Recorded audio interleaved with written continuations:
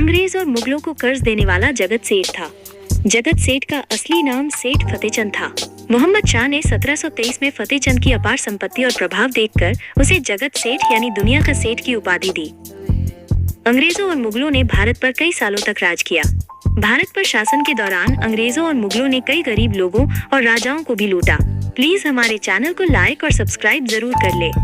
लेकिन भारत के इतिहास में एक ऐसा कारोबारी परिवार भी हुआ है जिसकी अमीरी ने मुगल बादशाहों को भी हैरान कर दिया था और अंग्रेजों तक को कर्ज लेकर खड़ा होना पड़ा था। दरअसल ये वही एक सेठ परिवार था जिसके बारे में कहा जाता है कि जो दुनिया को उधार देता था वो खुद आखिर में कंगाल कैसे हो गया।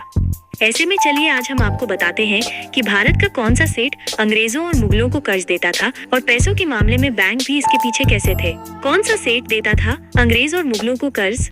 अंग्रेज और मुगलों को कर्ज देने वाला सेठ जगत सेठ था। जगत सेठ का असली नाम सेठ फतेहचंद था। मुगल बादशाह मोहम्मद शाह ने 1723 में फतेहचंद की अपार संपत्ति और प्रभाव देखकर उसे जगत सेठ यानी दुनिया का सेठ की उपाधि दी।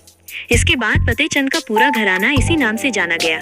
कहा जाता है कि फतेहचंद अपने समय में दुनिया के सबसे अमीर व्यक्तियों में से एक था। उनकी कुल संपत्ति आज के मूल्य में 8.3 लाख करोड़ रुपए से भी ज्यादा आगे जाती है। वहीं जगत सेठ के मशहूर खानदान की नींव पटना के माणिकचंद ने रखी थी, जो 1700 के दशक में व्यापार के लिए ढाका पहुंचे थे।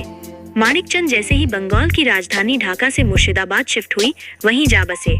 इसके बाद वो जल्द ही नवाबों के विश्वसनीय बैंकर और वित्तीय सलाहकार बन गए।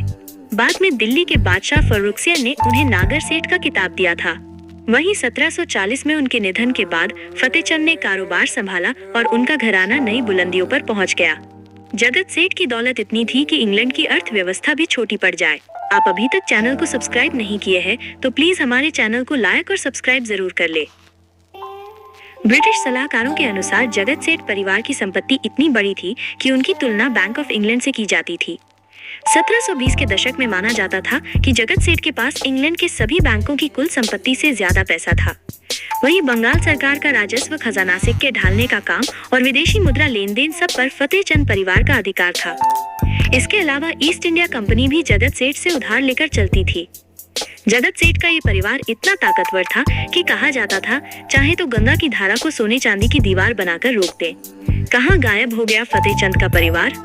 दरअसल फतेहचंद के बाद उनके पोते मेहताब चंद ने परिवार की बागडोर संभाली थी।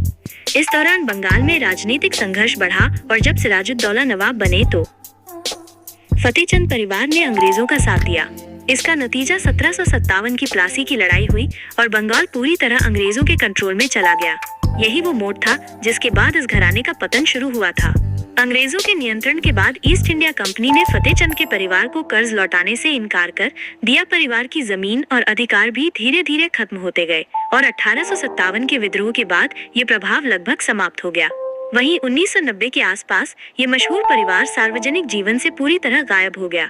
फतेहचंद के वर्तमान वंशज कहाँ हैं या आज तक किसी को ठीक से पता नहीं है। ये जानकारी अच्छी लगी होगी तो प्लीज हमारे चैनल को लाइक और सब्सक्राइब और शेयर जरूर कर ले। जय श्री राम जरूर लिखे।